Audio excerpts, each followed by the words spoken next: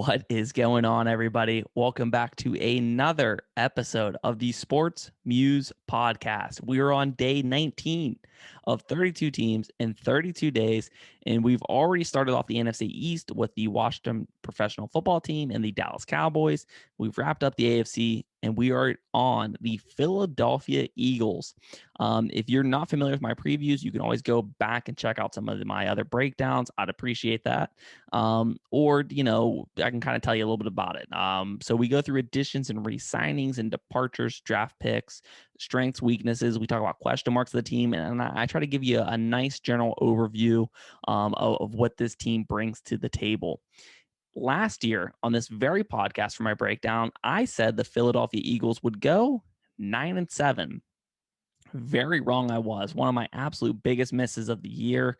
They end up going 4-11-1. Anything possible to go wrong with this team did go wrong with this team. I mean, underperforming, injuries. I mean, it was bad. It was a very, very tough season for this team. They end up firing Doug Peterson, which is, seemed like kind of a good move. I mean, I know he won the Super Bowl, but it kind of seemed like maybe it wasn't necessarily him calling the shots necessarily. Maybe Frank Reich had a little bit more to do with that than we originally thought.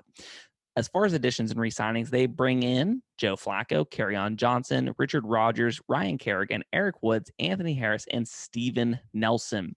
They brought Steven Nelson in yesterday. So they shore up that backup quarterback position a little bit with Flacco because they don't absolutely know what they have with Jalen Hurts.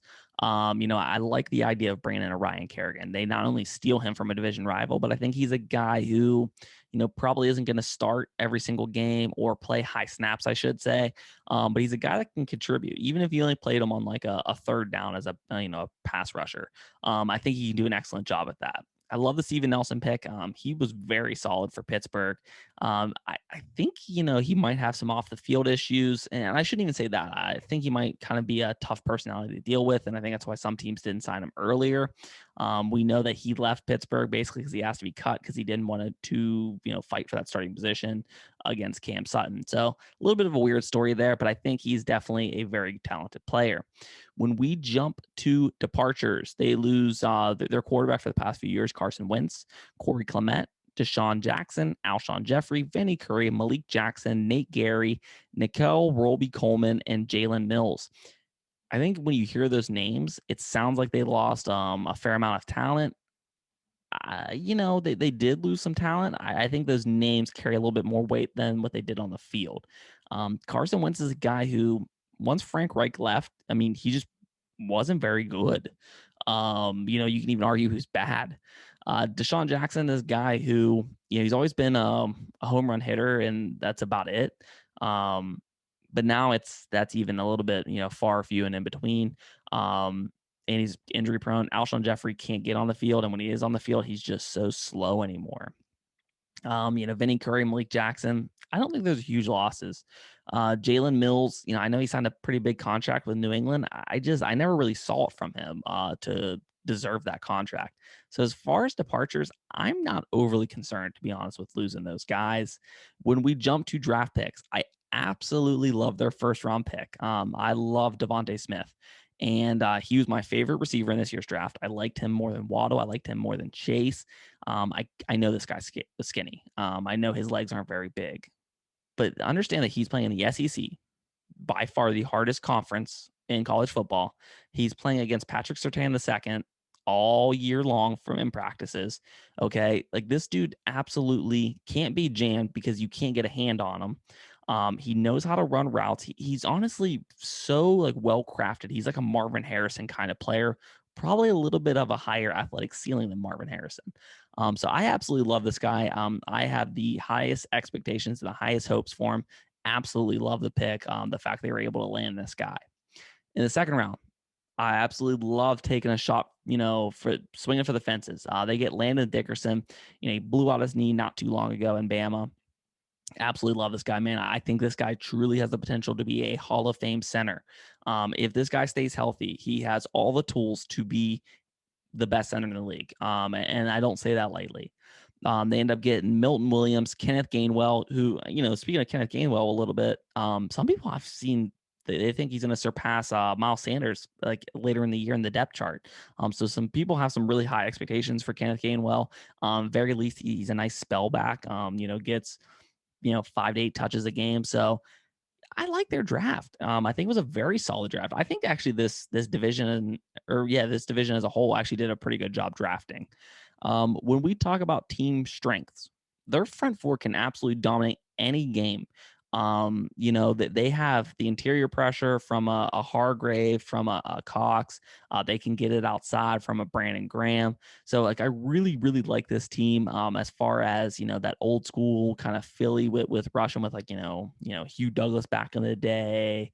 They can really get after that quarterback. And on offense, they're not perfect. Okay. But they have some guys who can truly chunk play it up. Jalen Hurts is a 40-yard run waiting to happen. Miles Sanders is an 80-yard touchdown run waiting to happen.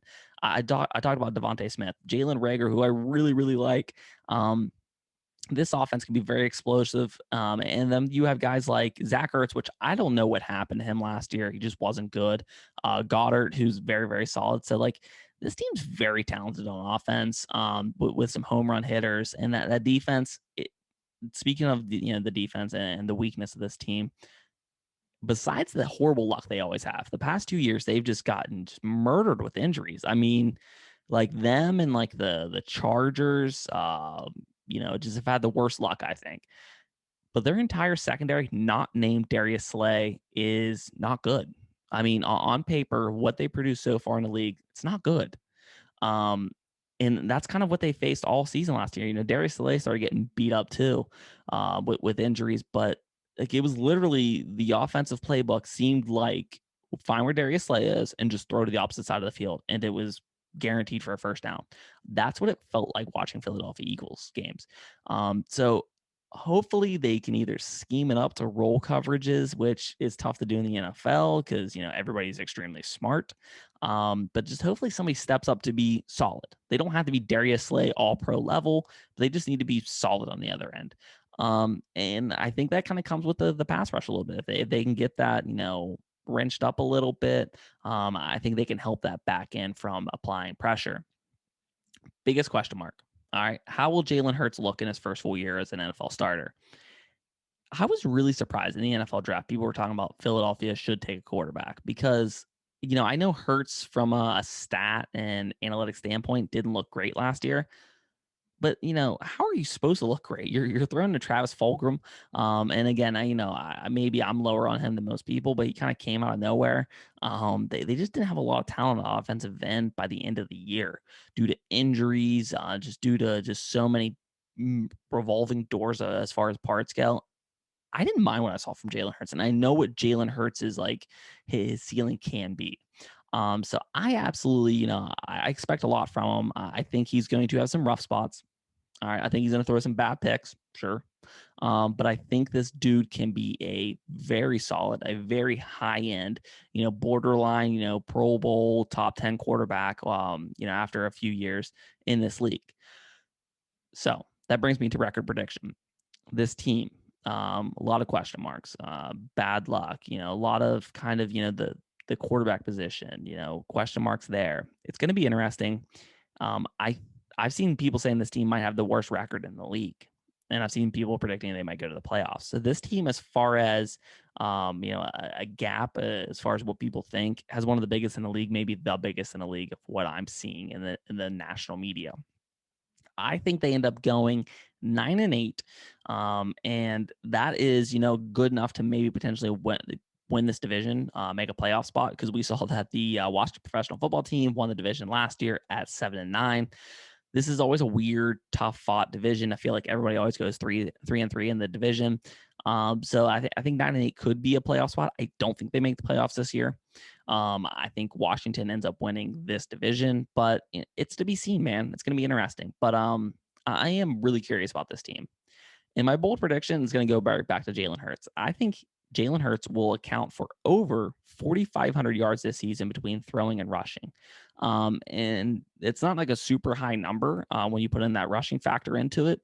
But I think what that number represents is this guy is going to be the starter for not only this year, but for at least probably 2 more years. They're going to give him the chance to have the keys to the car for 2 years after this. And I think that's what that number represents to me. Overall, I'm curious, man. That they're young on offense. I think they finally have some playmakers around that quarterback position that they so desperately needed over the past 2 years. So I'm excited for this team. I think the arrow is pointing up, and even if this is a year where it's I don't know 5-6 wins, I think you still have to be happy with that if the right guys look right. And I think you can shore up that secondary in next year's draft and free agency. So overall, I'm not too concerned about this Philadelphia Eagles team, and we're going to see how it kind of all plays out. Guys, if you like the episode, please click like and subscribe. Help support the show. It's the only way we can grow. It means everything to me. And be sure to drop a comment, man. Where do you think I'm right? Where do you think I'm wrong? Do you think the national media, do they have it's skewed, or are they not they don't have the finger on the pulse as far as this team? Drop in the comments, man. Let me know, and we'll be sure to talk. I'll be sure to respond. So, guys, like I said, support the show, and I appreciate you guys sticking around. Have a good one. Hey guys, thank you so much for sticking around for the entire video. Thank you for supporting the show, clicking that like button, subscribing, comments, all that fun stuff. If you could just take one more second and check out Rep Sports, check out Raise Energy. They are partnered with this podcast. They are help supporting me. So if you go and check them out, it's the best tasting energy drink on the market. 100% guaranteed. They have supplements, protein, pre-workouts, recovery, all that stuff. If you guys check them out and you use promo code SportsMuse when checking out, you get 15% off of your order. And who doesn't like, some money off of their purchase? That's awesome. So definitely check them out. And like I said, it helps support me. It helps support them. So please check them out, guys. And thank you again so much for sticking around.